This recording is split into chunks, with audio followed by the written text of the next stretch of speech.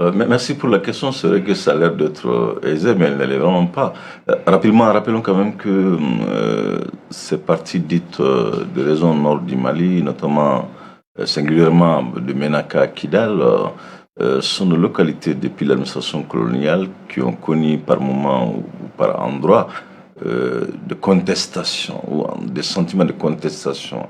D'abord à l'encontre du colonisateur, mais au-delà de l'administratif, ce sont des localités où l'on assiste à une sorte de hiérarchisation sociale extrêmement importante. Ce qui ne veut pas dire que dans les autres contrées du Mali, il n'y a pas cette stratification. Mais pour le cas kidalois, effectivement, la stratification est démise. Mais rapidement, c'est vrai, quand on se réfère un peu au-delà de différentes pétitions qui ont eu lieu sous l'administration coloniale, lesquelles pétitions s'opposaient à toute forme de gouvernance noire dans ces localités depuis l'administration coloniale. Il n'est pas aisé pour un État ou dans un esprit de cohésion, de solidarité, d'interroger parfois cette dimension quand même qui est un peu liée à la couleur de peau. On assiste que dans cette partie, au-delà de stratification très poussée, ce sont des localités qui ont quand même toujours été réticentes à ce qu'elles soient administrées par ce qu'on pourrait qualifier de peaux noires, même si ces peaux dites noires sont majoritaires.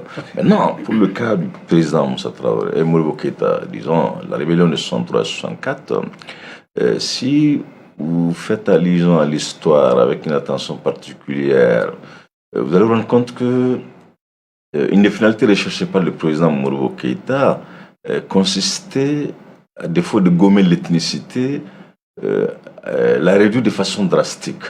Ce n'est pas pour rien que quand on se réfère à la première constitution de la République du Mali, quand on se réfère aux différents états civils, naturellement l'appartenance ethnique, l'appartenance confessionnelle sont entre autres des aspects qui ont été volontairement gommés par le président Keïta. Donc, de là, le président Keïta avait cette volonté aussi que Kidal en particulier ou Menaka soit gouverné sans qu'il y ait que cette hiérarchisation qui d'ailleurs n'est quand même pas conforme à l'esprit des textes. Donc on a vu qu'avec l'émir en son temps, Atayer et Ag Ili, qui était un peu réticent à un tel changement. Avec lui, ça allait bien. En 63-64, déjà, lui, il n'était plus aux commandes, il était mort. Ce sont ses enfants qui assuraient le règne dans cette localité. Et lesquels enfants ont eu ce sentiment que Bamako a clairement bouleversé l'ordre social établi, donc qui consistait à asseoir l'équité entre les Maliens, qui consistait à faire en sorte que les gens ne soient plus mis sur la touche au nom d'une appartenance réelle ou supposée. Donc ce sont ces configurations sociales antérieures à l'indépendance qui vont être bouleversées avec le président Keïta, lequel bouleversement a fini par connaître cette rébellion. D'accord, oui, mais le général Sangaré, hein, les gens parlent de rébellion, mais réellement, c'est l'origine de ces rébellions-là. Est-ce que réellement, peut-on le savoir? Merci beaucoup pour cette question. Et merci pour le docteur qui a touché des points essentiels et clés de cette rébellion. Vous savez, pour parler de la rébellion, je vais aller depuis l'éclatement de la Fédération du Mali. C'est là où vous allez voir entrevoir tout ce qui constitue la raison réelle et profonde de ces rébellions. La Fédération du Mali a éclaté suite à une toute petite erreur de Modibo Keïta qui a constitué à nommer le général Abdoulaye Soumaré comme chef d'état-major des armées. Mais si la partie sénégalaise n'était pas d'accord sur ça, il aurait suffi tout simplement qu'il y ait une assise, une réunion, une rencontre pour trouver la solution. Mais au lieu de ça, Senghor, appuyé par la France, allant dans le sens gaulliste du terme, alors que Modibo Keïta rêvait d'un État panafricain, etc., etc. Donc une double divergence de point de vue.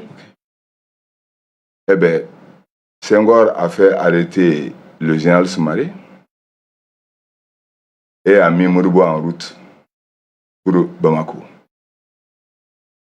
Mais pourquoi cela? C'est parce que tout ce qui concerne un regroupement, une association entre les États, tout cela est contraire à la volonté de l'Occident. Il faut trouver un prétexte pour casser cette fédération du Mali. Ça a été fait. Et malheureusement, il passe toujours par nous pour le faire. Ça me renvoie dans le cas malien. En 1956, c'est l'USRDA qui a gagné les élections. Et en 1957 déjà, il y a la France qui proposait la création d'un État, des États riverains du Sahara. Je ne sais pas comment on l'appelait. Mais Modibo Keïta, en son temps, a envoyé Madera voir l'émir Ali des Touaregs pour dire de ne pas accéder à cela. Et effectivement, l'émir a accepté de rester dans le Soudan, mais a souhaité que le Mali ou que les dirigeants soudanais respectent leurs traditions, leurs coutumes, leur mode de vie, dans la mesure où nous avions, nous les intellectuels, et il n'y avait qu'un seul cadre là-bas qui faisait le lycée Terrasson de Fougères, après le lycée, jusqu'à lycée Askia. C'était l'école des chefs. Je parle rapidement parce que tous ces points constituent en réalité des années de débat. Donc ainsi, le Mali n'avait aucun problème. Le Mali n'avait aucun problème, mais seulement l'adversaire guettait la moindre erreur. L'adversaire, c'était qui l'adversaire? C'était la France. Depuis l'époque, la France... La France n'a jamais quitté l'idée de diviser nos pays. C'est une constante pour l'Occident. Je viendrai dans le détail par la suite. Donc vous voulez dire par là que l'idée de division du Mali est partie depuis 1956? Mais bien sûr. D'accord. Bien avant les indépendances, parce que De Gaulle a toujours fait dans son étude, dans l'analyse, les exposés de De Gaulle, il a toujours parlé de morceler les États africains de telle façon à assurer à la France l'exploitation des ressources. Ils ne l'ont pas caché. Donc, mais comment se fait-il que la rébellion commence? Alors, malheureusement, le pouvoir central a décidé, en ce qui concerne la nomination des chefs de tribus, des amenants locaux et tout ça, que c'est désormais le politique qui va le faire et non le traditionnel. Mais encore une fois, peut-être que le central n'a pas raison, mais c'est des situations qui auraient pu être réglées en simple échange entre enfants du même pays. Mais comme il y avait derrière des intérêts cachés, des volontés cachées, eh bien, il y avait le général Soumaré, chose qu'on ne dit pas suffisamment, qui était en train de pousser les Touaregs à la rébellion. On leur faisait comprendre que les Noirs ne vont jamais les considérer, ceci que cela.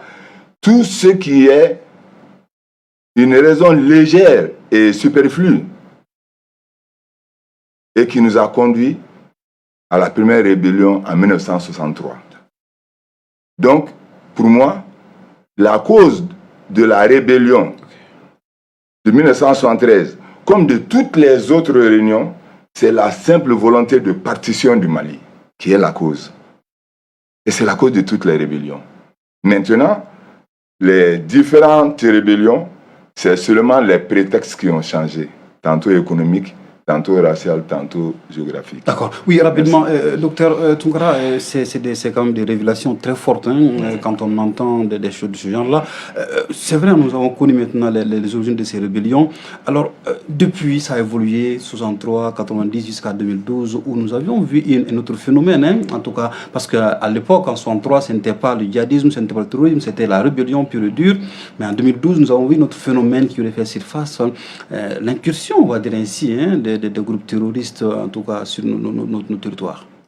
Non, c'est vrai, quand vous lisez l'histoire avec une attention particulière, les années 70, et même également les années 80, un nombre important de jeunes Maliens qui avaient quitté les régions dites nord du Mali pour l'Algérie, pour la Libye en particulier, beaucoup avaient même été enrôlés par l'armée de la Jamahiriya sous Muammar al-Kadhafi. Ces derniers étaient de retour dans les régions dites nord du Mali où il n'y avait pas suffisamment justement d'opportunités en termes d'insertion ou en termes de confort de façon simple. De là, vous allez vous rendre compte que toutes les rébellions, elles sont quand même très souvent corollaires à des événements, que ce soit la conférence de Bâle, donc l'avènement des institutions démocratiques, soit le mouvement, le soulèvement, ce qu'on a appelé les printemps arabes pour le cas de la rébellion en cours. Justement, ces jeunes gens venus de la Libye, de l'Algérie, même de la Tunisie, se sont greffés pour le cas de 2012 à quelques acteurs qui étaient dans les terroirs, notamment Menaka et Akidal, pour non seulement porter des revendications sécessionnistes, mais lesquelles revendications sécessionnistes étaient quand même greffées aussi par cette volonté d'administrer ce qu'ils ont qualifié de la charia.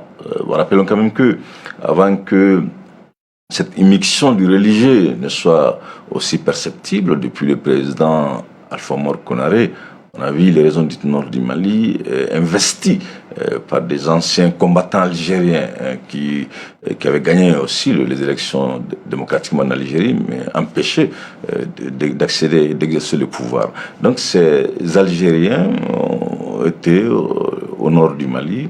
On les laissait parce qu'ils ne s'attaquaient pas au bien de l'État et ils n'inquiétaient pas l'État du Mali, même s'il restait quand même une menace, parce qu'ils ont même fini par avoir des accointances avec certains locaux, y compris une certaine hiérarchie militaire en termes de pratiques collectives. Donc de là, on s'est rendu compte que ces entrepreneurs de la violence, donc qui étaient essentiellement engagés dans la drogue, dans la migration irrégulière, pour tous ces candidats qui vont pour traverser les zones méditerranéennes, vont s'ajouter à ces indépendantistes en 2012, justement, pour que les gens comprennent quand même que, parce que les accords précédents ont sérieusement hypothéqué une présence effective de l'armée malienne dans ces localités. Une des conclusions des accords qui se sont succédés consistait à la limite à désarmer certaines localités ou à réduire de façon drastique la présence de l'armée dans certaines localités, à même transformer certains camps militaires en des écoles de formation professionnelle. Donc pour dire que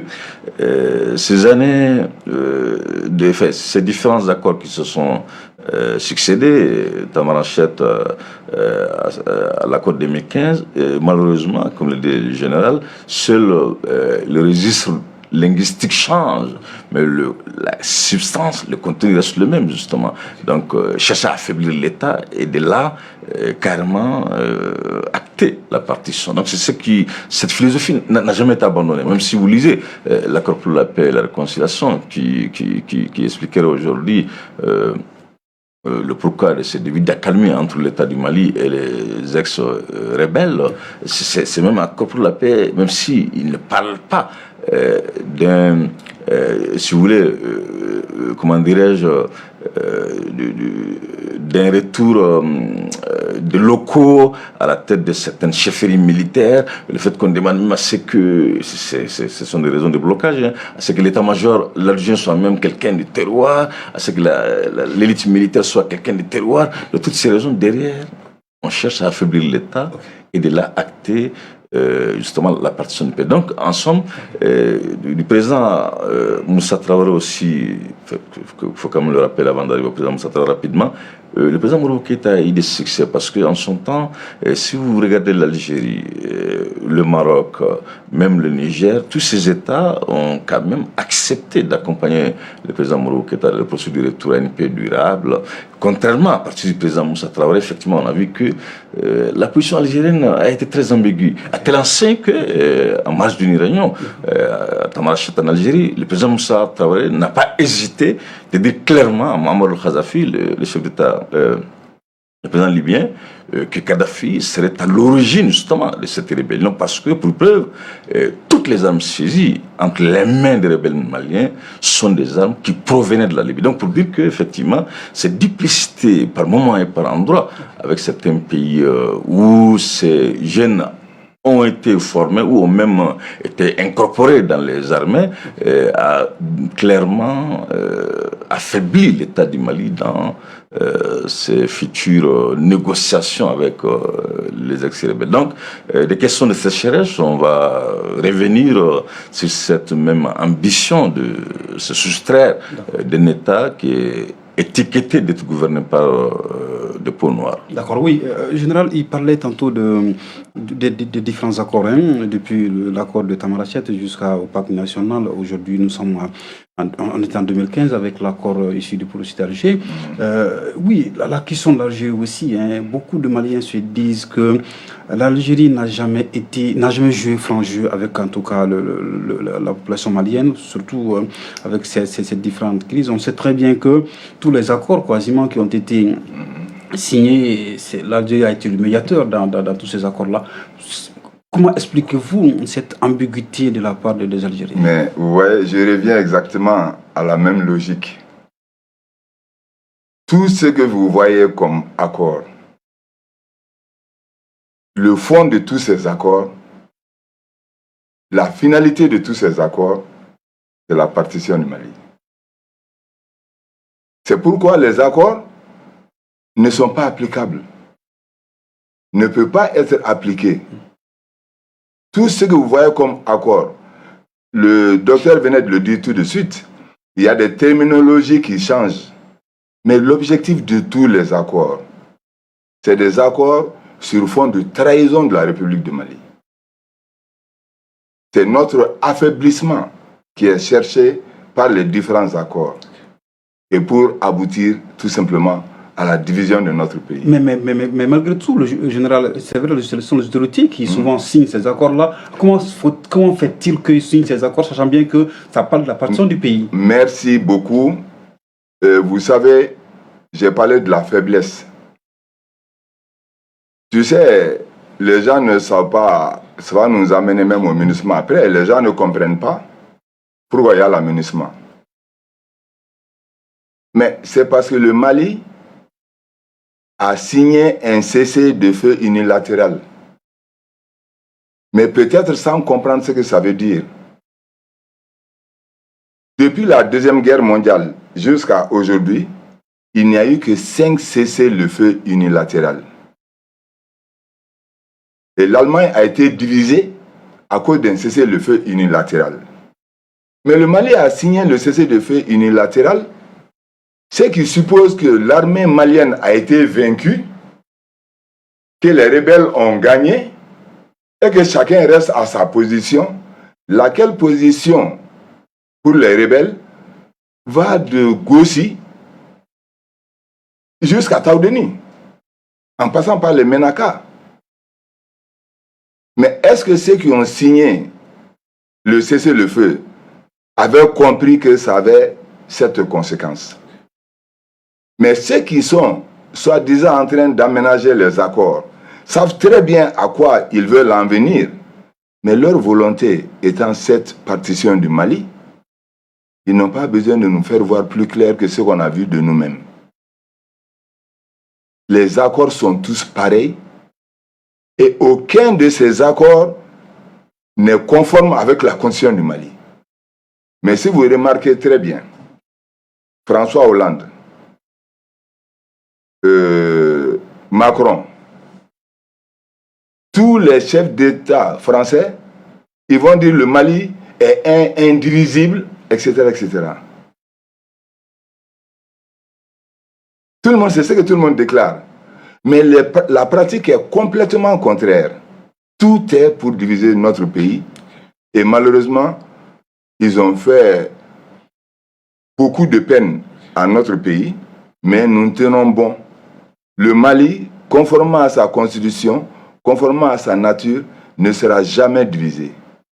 Et nous serons obligés, entre enfants du même pays, de nous asseoir et de trouver un accord entre nous, qui ne sera ni accord d'Alger, ni accord de Tamanrasset, ni accord de Haouhou. Ce sera accord du Mali. Ok, oui, docteur Tounkara, à entendre le général s'exprimer ainsi, j'ai comme l'impression que lorsque le Mali signait ces différents accords, il était certainement en position de faiblesse. Oui. Voilà. Aujourd'hui, on parle de la montée en puissance de l'armée, est-ce que réellement la donne doit changer sur le terrain? Qu'est-ce qu'on doit faire réellement? Alors, objectivement, on ne peut pas citer un seul cas à travers le monde, de l'Antiquité à aujourd'hui, où un État, face à un mouvement armé, qu'il soit indépendantiste ou autre, n'a pu avoir l'ascendance sans avoir une armée de qualité, une armée professionnelle, une armée qui soit outillée au sens propre du terme. Donc, pour dire que c'est vrai, pour qui connaît la lenteur acquise déjà en termes de retour effectif de l'administration à Kidal, de 2010 à aujourd'hui. Rappelons quand même que jusqu'ici, Kidal et certaines localités sont sous le contrôle des mouvements armés signataires de l'accord pour la paix et la réconciliation. Donc, ce qui fait que peut-on parler d'une sorte d'ancrage de revendications portées par ces mouvements anciennement sécessionnistes donc dans ces terroirs. Maintenant, est-ce que de là, la montée de l'armée est-elle synonyme d'une fin irrévocable des rébellions à Kidal? Oui, non. Oui, à condition que l'armée ne succombe pas ou ne tombe pas dans des pièges qui lui ont été tendus dans le temps. Si vous prenez la rébellion, quel est le soubassement même de cette rébellion en cours? Ce sont ces avoirs qu'elle arrive à s'octroyer, tous ces sites miniers. Ce sont ces couloirs qui sont sous son contrôle, notamment la CEMA. Ce sont ces entrées d'argent dont les municipalités ni l'État du Mali n'ont aucun contrôle. Effectivement, avec une armée puissante, si elle est, on peut effectivement isoler, en tout cas, Kidal. On peut pas faire face, il faut quand même être réaliste. On peut isoler Kidal. Une fois que Kidal est isolé, il n'y a plus d'entrée d'argent, que les ex-rebelles ont du mal à se nourrir, les couloirs empruntés par les trafiquants, par les routes clandestines sont dorénavant sous l'effectivité en termes de contrôle étatique. Et naturellement, la rébellion finira par s'étioler, par disparaître d'elle-même. Et ça, c'est oui. Maintenant, non, parce que, rappelons quand même que jusqu'ici, le Mali reste attaché à cet accord pour la paix et la réconciliation. Et même également, même si les mouvements signataires avaient suspendu leur participation, mais ils n'ont pas remis, il n'y a pas une remise en cause de cet accord pour la paix et la réconciliation. Mais cette deuxième hypothèse qui risquerait d'être la plus plausible, on ne va pas assister de nouveaux affrontements entre l'armée malienne et aujourd'hui les ex-rebelles qui sont dans la coordination du mouvement Lazare ou qui sont avec la plateforme, mais les localités qui sont sous leur contrôle vont demeurer comme telles d'ici à 15 ans, 20 ans. En tout cas, je pense qu'on tend beaucoup plus vers un tel scénario. Mais je pense que quelle que soit l'issue, une paix durable ne peut être obtenue que si seulement si l'armée est réellement efficace, que si seulement si les causes profondes, il faut quand même aussi interroger un certain nombre d'aspects, les questions du développement. Certes, je dis très souvent aux gens, vous ne pouvez pas me citer une seule partie du monde rural au Mali où l'État est effectivement utile en termes de délivrance de services sociaux de base. J'aime bien dire, quand je suis à Tombouctou profond, à mes interlocuteurs, moi, dans mon village natal, je suis le premier bachelier, je suis de la région de Kaï. Okay. Donc pour dire que l'État du Mali est absent dans le monde rural. Donc il n'y a pas que Kidal, il n'y a pas qu'à Kidal, il n'y a pas qu'à Menaka, il n'y a pas qu'à Sumpi, il n'y a pas qu'à Taoudini. Donc on a un problème de développement quand on parle du monde rural. Mais de là, vouloir justement, c'est là que les raisons qui sous-tendent les différentes rébellions sont quand même falsifiées. Parce qu'on a une poignée d'individus, cette poignée qui a toujours porté des revendications au nom d'une écrasante majorité, laquelle écrasante malheureusement n'a jamais été associée. Pour preuve, même si vous regardez les allers-retours aujourd'hui dont l'élite militaire au pouvoir fait l'objet dans la région de Kidal, ces allers-retours n'associent que les mouvements armés. Or, ils sont ultra minoritaires du point de vue même numérique. Où en sommes-nous avec tous ces tamasheks qui ne se reconnaissent pas dans ce mouvement? Où en sommes-nous avec tous ce qu'on appelle communément dans les régions du nord du Mali, toutes ces peaux noires qui ne se connaissent pas forcément dans les mouvements, où en sommes-nous avec toutes ces populations des régions de Tombouctou, des régions de Gao, qui sont quand même ultra majoritaires, mais malheureusement qui ne sont jamais associés au parler. Donc pour dire que les différents diagnostics qui ont soutenu les différents accords, malheureusement, ont tous été biaisés. Ce qui fait que les différentes réponses proposées jusqu'ici sont loin de combler les attentes des communautés, à la base surtout. Ok, oui, général, tout à l'heure, il parlait de deux scénarios. Hein. Le premier, il parlait justement de l'isolement de Kidal comme étant une solution, hein, en tout cas pour une paix durable. Est-ce que c'est aussi votre avis? Je regrette de ne pas être d'accord avec le docteur cette fois-ci. Tu sais, ce qui est très grave dans une situation, c'est sa compréhension. Nous avons compris ce que tous ces accords veulent faire, veulent dire. Et quel est l'objectif? Ce n'est pas les Tamasheks ou les Touaregs qui sont derrière ces accords. Vous avez remarqué que quand tout le monde, l'international, accepte par exemple le retrait de l'aménagement du Mali, vous voyez que c'est la CEDEAO qui va nous parler de l'accord d'Alger. La CEDEAO ne sait même pas ce que c'est l'accord d'Alger. On leur dit ce qu'il faut dire par rapport à l'accord d'Alger. Mais nous savons ce que c'est que l'accord d'Alger. Là où je ne suis pas d'accord avec le docteur, moi je suis convaincu d'une seule chose. Cet accord, de toute façon, il est non applicable. Ça veut dire quoi? Il y aura une relecture. Mais il y a quelque chose aussi qu'il faut comprendre dans la vie. Tout accord qui n'est pas conforme et applicable peut être purement et simplement dénoncé. Mais les accords coloniaux, ils étaient plus ancrés que ça. Je dis bravo au gouvernement malien, mais ils ont dénoncé tous les accords coloniaux. Où est le problème? Ils sont partis.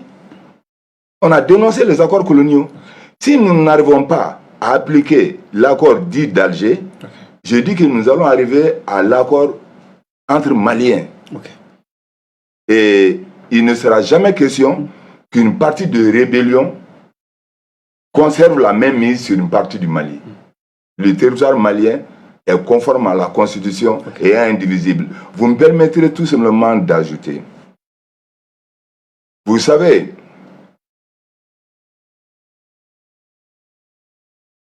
on a tendu la main. On a tendu la main, on a tendu la main. Ce n'est pas pour dire qu'elle a raison, quelqu'un a tort. Mais je veux qu'on sorte du jeu de l'Occident. En ce qui concerne l'accord d'Alger, mais une des conditions premières, c'est quoi? C'est le désarmement. Mais les rebelles n'ont jamais désarmé. Mais un accord, lorsque une des parties ne respecte pas les points essentiels, qu'est-ce que ça coûte à l'accord? C'est la mort de l'accord. Donc nous sommes là en train de tourner autour du pot. Ils n'ont aucun respect de l'accord. l'accord ne peut pas continuer à vivre. Quand on écoute le docteur Tounkara, on a quand même l'impression qu'une bonne partie de la population, même de ces zones-là, est prise en otage par une minorité d'individus. Aujourd'hui, il y a plus en plus de voix générales qui s'élèvent aujourd'hui pour demander une intervention militaire à Kidal, pour que Kidal puisse rentrer dans le giron malien. Est-ce que c'est aussi une citation que vous préconisez aussi? En réalité, je vais encore tirer un coup de chapeau à notre gouvernement. Pourquoi? Parce que le piège qui nous est tendu, c'est quoi? Quand le Mali survole seulement Kidal, mais sa propre région, vous voyez des gens de l'international qui disent hey, le Mali a survolé Kidal, mais ce n'est pas notre droit. Ce n'est pas le territoire malien. Donc, il ne s'agit pas, nous n'allons pas à un combat. Peut-être que c'est ce que certains souhaitent pour trouver l'occasion d'intervenir. Mais quand je dis chapeau au gouvernement, mais n'avons-nous pas signalé que les soi-disant djihadistes sont des produits manufacturés de la France? Nous n'avons pas demandé aux Nations Unies d'intervenir, de nous écouter. Qu'est-ce qui en est passé? La CEDEAO a levé le petit doigt? Personne. Mais si jamais on fait tout de suite, on attaque, tu verras que tous les gens tordus de l'existence vont commencer à nous accuser. Nous allons rester patients. Les choses vont aller d'elles-mêmes. Nous avons notre constitution. Nous allons progresser. Nous allons essayer de discuter de l'accord. Les points qui ne seront pas discutables vont disparaître.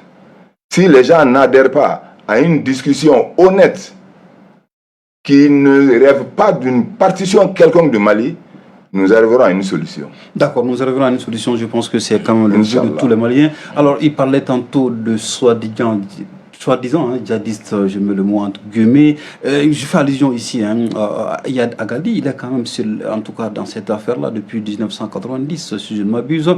Finalement, vous parlez tantôt aussi de ce balai de nos autorités dans la région, dans la ville malienne de Kidal, des autorités actuelles du pays. Est-ce que cela sous-entend qu'une négociation serait en cours afin de pouvoir en tout cas trouver un terme d'entente avec nos frères de Kidal?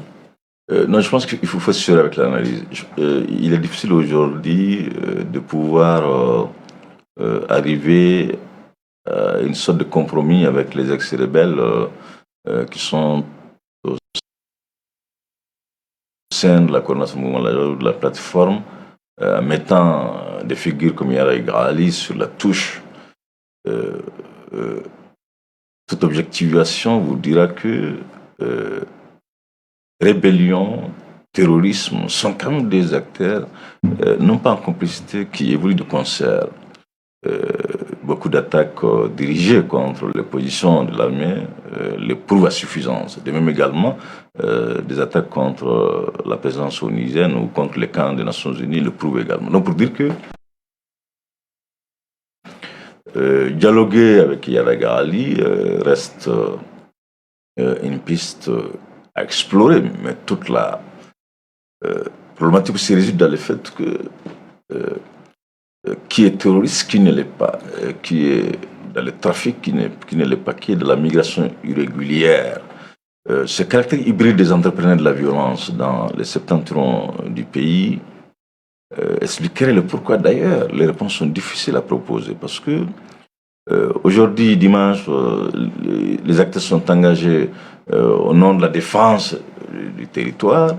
Les mêmes acteurs, le lundi, sont engagés dans la migration irrégulière. Les mêmes acteurs sont avec des trafiquants ou des narcos le mercredi ou le mardi. Donc, pour dire que ce n'est pas pour rien d'ailleurs que le représentant du Mali aux Nations Unies a clairement dit, au moment où l'on actait le départ de la mission onisienne, que l'État du Mali reste ouvert à dialoguer avec ceux-là qui souhaiteraient s'inscrire dans cette offre du dialogue. Donc, pour dire que effectivement, il faut négocier avec Yara Ghali, mais n'oublions pas quand même que les accords précédents avaient aussi responsabilisé. C'est même Yaraga Ali et un certain nombre de ses lieutenants et désarmer les autres mouvements. On a vu la suite de l'histoire. Donc le même piège, il reste d'actualité. Je pense que ce qui me paraît important, au-delà de cette nécessité d'engager un dialogue avec le groupe radicaux violent, obéissant au nom du référentiel musulman, justement Al-Qaïda, et que ce que le dialogue, il soit non seulement conduit sous l'emprise de l'État, mais dans le même temps que les actions qui vont être consignées dans le dialogue soient également mises en œuvre par l'État. Mais je pense que l'erreur consistait à choisir de nouveau une poignée d'individus dans uniquement la région de Kidal. Et cette poignée l'a chargée justement de désarmer les autres mouvements ou l'a chargée de conduire les actions de développement. On a toujours compris que c'est cette poignée d'individus choisis par l'État central qui a toujours été d'ailleurs la source fondamentale de la récurrence ou de la recrudescence des rébellions successives qui courent les Mali depuis les années 60 à aujourd'hui. D'accord. Oui, général, tout à l'heure, vous parlez d'un des points essentiels de cet accord, à savoir le désarmement, le processus de DR, désarmement de sans réinsertion. Nous savons très bien que, parallèlement à ce désarmement, il y a aussi des groupes d'autodéfense qui se créent. Qu'en est-il de la situation de ces groupes d'autodéfense? Quel rôle l'État doit jouer afin de pouvoir canaliser tout ce monde-là? Bon, vous savez, la situation évolue. Mais moi, je me permets certaines déclarations que le ministre des Affaires étrangères du Mali ne se permettra. Parce que c'est des politiques. Ils vont aller à pas cadencé, à pas amorti, parce qu'ils ont des responsabilités face à ça. Mais moi, personnellement, je ne crois pas du tout à l'accord d'Alger.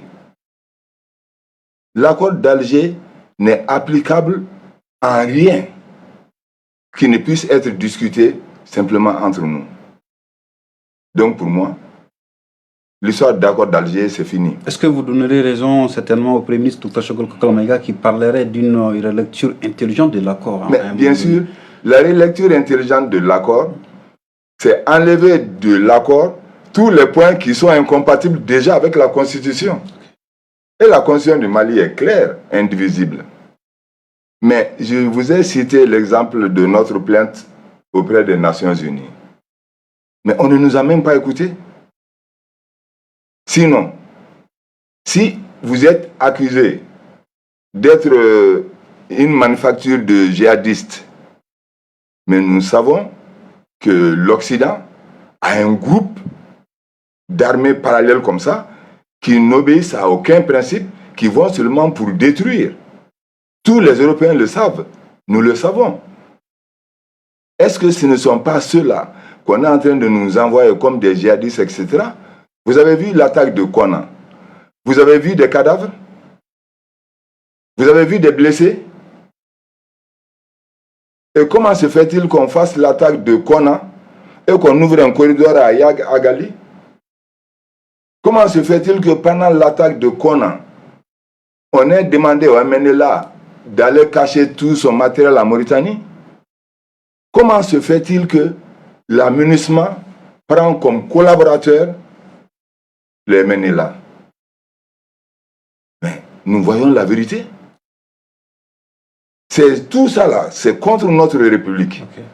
Mais je dis encore merci aux jeunes militaires, merci à cette classe dirigeante qui est en train d'aller à pas sûr.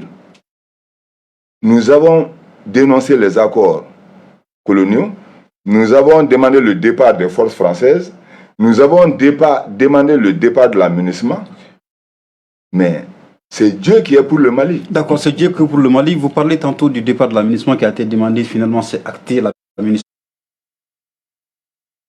est dans le processus, c'est déjà enclenché. Il doit se retirer d'ici le 31 décembre de la même année, justement. Alors, maintenant, quand les forces onusiennes vont se retirer, Pensez-vous que l'État malien est suffisamment prêt aujourd'hui pour faire face en tout cas à la menace? Merci beaucoup. Ça, c'est une question très agréable pour la simple raison. Je vais vous poser une question très très simple. Il y a quelqu'un dans ta famille qui, au lieu d'aller dans le sens de l'union de la famille, de l'entente entre les gens, divise ou assiste dans le silence aux querelles et qui est tout simplement assis quand tu lui dis que voilà le docteur qui m'a attaqué et dit que non, que lui n'est pas là pour ça.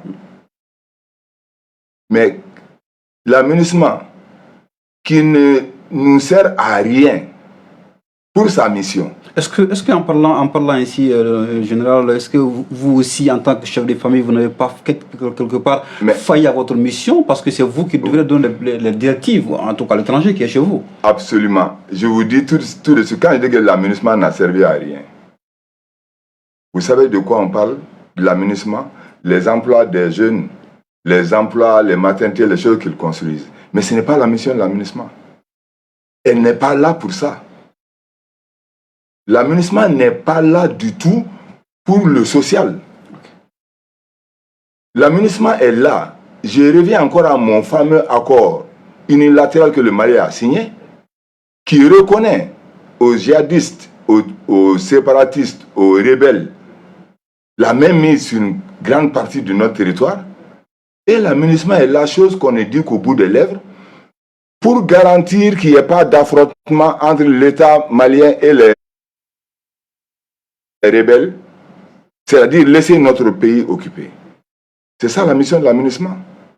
Donc son départ, je peux vous assurer, je ne suis pas membre du gouvernement, mais le gouvernement a pris des dispositions pour recenser toutes les activités qui étaient liées à la présence de l'aménagement. Donc, partant, tous les personnages, toutes les personnes maliennes qui sont concernés par l'aménagement. Le gouvernement est en train de prendre des dispositions pour amortir le choc. Le choc de l'emploi de ceux-ci, mais qui n'est pas le choc d'un vide créé par l'aménagement. L'aménagement ne crée pas un vide parce que c'est un mal qui s'en va. C'est le vide du mal. D'accord. Donc l'aménagement, selon le général, c'est un mal qui s'en va. Alors, docteur Tounkara, est-ce que c'est la même lecture que vous avez de la chose? Non, j'ai une lecture beaucoup plus nuancée, comparativement à celle du général. Je reconnais que c'est vrai, il n'est pas de la responsabilité de la mission onusienne de se substituer à des agents de création d'emplois, mais sauf que je pense que les opportunités offertes aux communautés s'inscrivent aussi dans ce qu'on pourrait qualifier la délivrance des services sociaux de base. Il est de la responsabilité de l'État du Mali de permettre aux Maliens d'aller à l'école.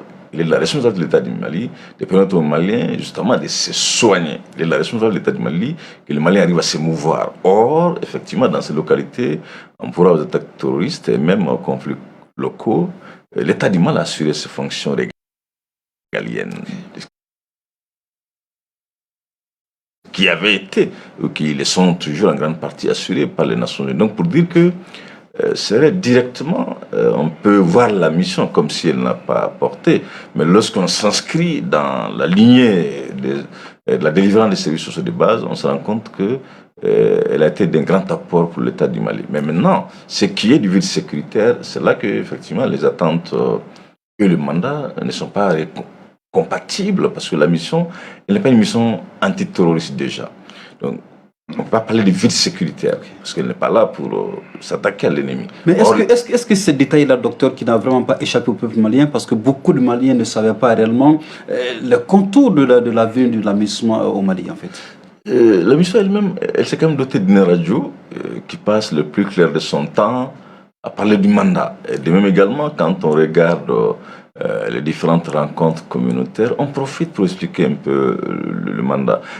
Mais là où le général ne mentionne pas aussi suffisamment, jusqu'à une période récente quand même, c'est l'État du Mali qui n'a jamais aussi drafté sa vision de sécurité à cette mission onusienne jusqu'à la venue de ces militaires au pouvoir. Donc pour dire qu'il y a eu des manquements graves au niveau du ministère des Affaires étrangères du Mali, Il y a des manquements graves au niveau même des différents états-majors dans la définition de la vision du Mali vis-à-vis de la mission au Niger. Donc, en 2021, à ma connaissance, ces deux départements, affaires étrangères, état-major, n'avaient pas formulé des recommandations avant le renouvellement du mandat pour dire voilà comment nous voulons que la mission évolue. D'ailleurs, la seule fois, à ma connaissance, sous le président Ibrahim Boubacar Keïta, on a drafté la vision du Mali et annexé au mandat. Donc pour dire qu'il y a ce manquement qu'on ne dit pas aussi souvent au Mali avec courage. Même le récent référendum, la mission a quand même formé les 300 agents électoraux et les mettre à la disposition de l'État du Mali. Mais elle n'a pas voulu assez communiquer parce qu'elle ne voulait pas frustrer. Elle ne voulait pas que l'État aussi soit perçu comme défaillant. Et de même également, si ce n'est pas ce scrutin, les autres scrutins, la ministre a beaucoup assuré non seulement les aspects logistiques, mais dans le même temps, beaucoup de militaires aussi ont pu regagner certaines localités du nord et du centre grâce aux avions de l'aménagement. Donc tout ça, ce sont des acquis. Mais objectivement, là où on a du mal à comprendre la mission, on la voit comme une mission combattante. Sur ce plan, le vide sécuritaire, il est marginal parce que les gens, j'entends certains dire oui, il est fort probable que Kidal, Gao ou Tombouctou revivent le scénario 2012. J'ai dit, mais vous ne comprenez pas ou vous rigolez? L'administration n'est pas là pour lutter contre le terrorisme. Donc, il n'y a rien d'étrange qui pourrait venir sur le plan sécuritaire après son départ. Parce que c'est pas une mission déjà qui fait face à l'ennemi. Voilà, donc sans parler du maillage sécuritaire dont l'armée fait l'objet, il y a quand même plus de 2 ans de cela. Donc pour dire que il faut pas aussi, ça c'est un message vraiment à l'endroit de l'armée, il faut pas à tout bout de champ chercher à combler ou à occuper ou à réoccuper les casernes de la mission, parce que les casernes de la mission ne sont pas installées pour des besoins sécuritaires, elles sont installées pour d'autres raisons. Donc ça, c'est un piège également dont l'armée doit beaucoup faire attention de ne pas vouloir tout bout de champ, comme elle l'a fait avec l'armée française, d'occuper tous les camps qui vont être laissés par la mission, parce que les différents camps n'ont pas la même finalité que l'armée cherchait en termes de menaces. Mais pour finir ici, je crois que l'engagement pris par l'État du Mali de venir en aide à ces Maliens qui travaillent directement ou indirectement avec la mission, c'est un engagement qui est à saluer. Mais en toute objectivité, son effectivité, je suis très sceptique à propos, parce qu'on a vu tous ceux qui étaient avec la force Barkhane française, malheureusement, sont restés des orphelins après son départ. Donc de toutes les façons, on peut leur accorder le bénéfice du doute à ce niveau, parce que c'est déjà des initiatives qu'il faut aussi saluer. Oui, et général, rapidement, par rapport à l'aménagement, nous savons très bien qu'à un moment donné, il y a la militarisation de la police qui avait été annoncée, à celle-là s'ajoute aussi la protection civile. C'est une façon, certainement, de faire face, en tout cas, à l'immensité du territoire, parce que nous savons très bien que nous avons un territoire, en tout cas, assez vaste, qui n'est pas du tout facile à contrôler. Qu'est-ce que cela va changer fondamentalement sur le terrain avec ces policiers qui seront finalement des militaires? Merci beaucoup. Je vais me permettre de faire un petit pas en arrière pour vous signaler des cas très simples. Quand le Premier ministre malien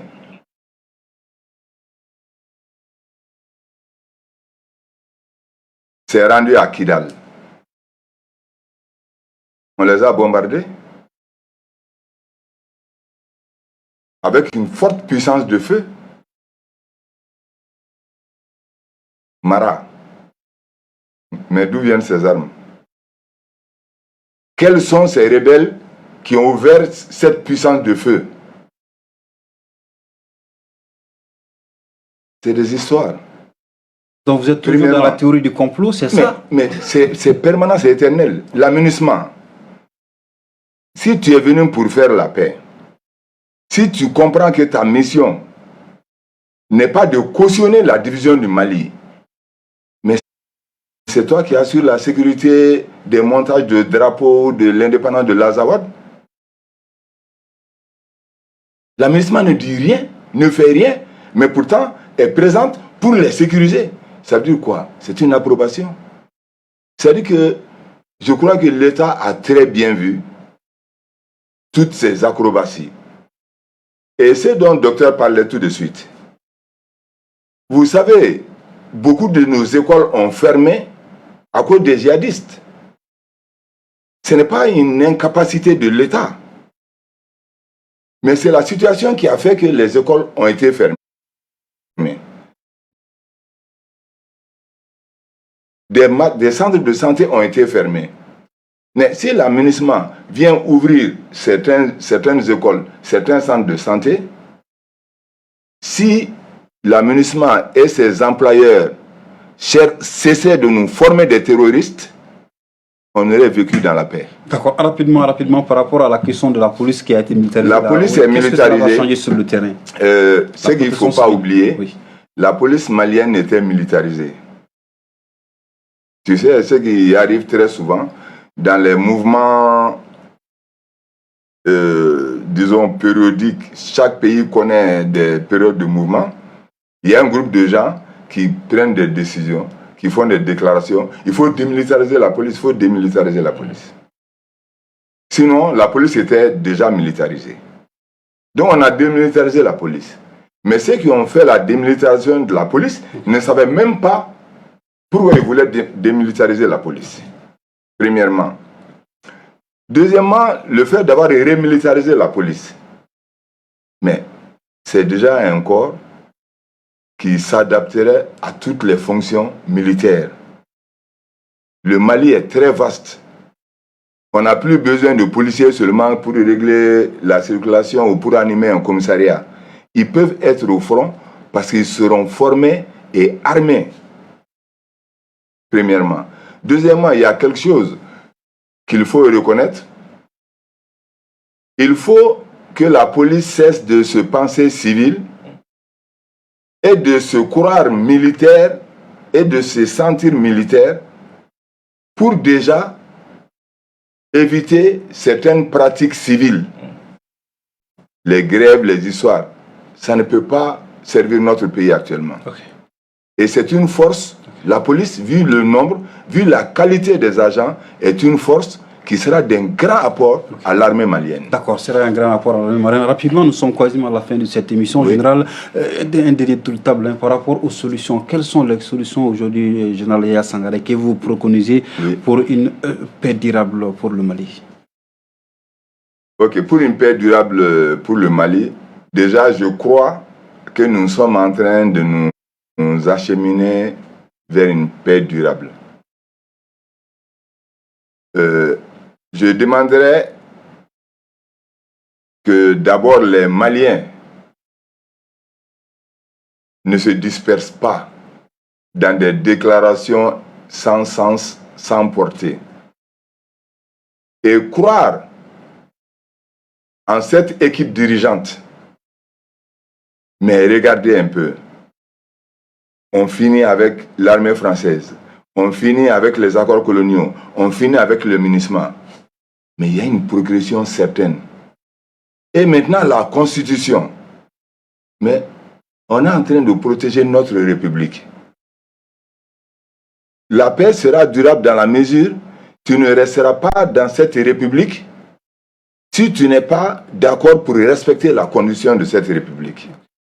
Moi, je crois en la paix dans ce pays et que tous ces facteurs négatifs, qui sont plutôt des facteurs perturbateurs, lorsqu'ils n'existeront plus, quand les problèmes seront entre enfants du pays, c'est sûr que le Mali s'en sortira et de façon propre.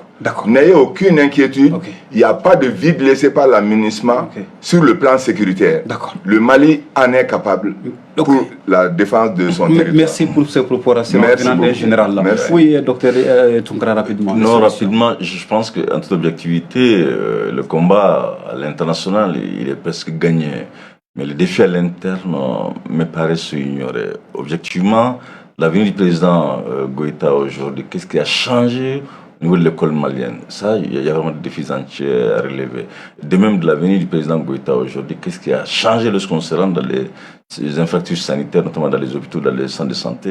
Et je pense qu'à ce niveau, objectivement, les hommes et les femmes qui sont nommés ne me permettent pas de nourrir un espoir des Mali qui pourrait retrouver une paix durable, parce que c'est bien de faire face à ces enjeux géopolitiques et géostratégiques. Mais en dernière instance, et qu'est-ce qui va changer dans le quotidien du Malien? Le président a beau des intentions loyables, si ces intentions ne sont pas matérialisées par du concret, je voudrais qu'on me dise aujourd'hui, au niveau de nos carrefours, le comportement du policier a changé avec le militaire au pouvoir.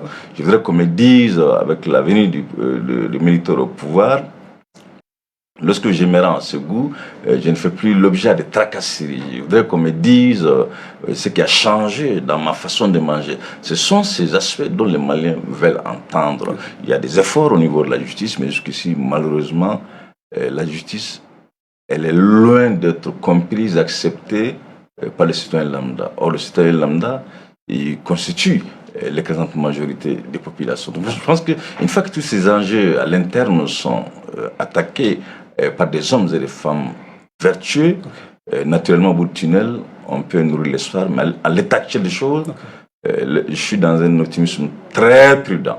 D'accord. Il est donc dans un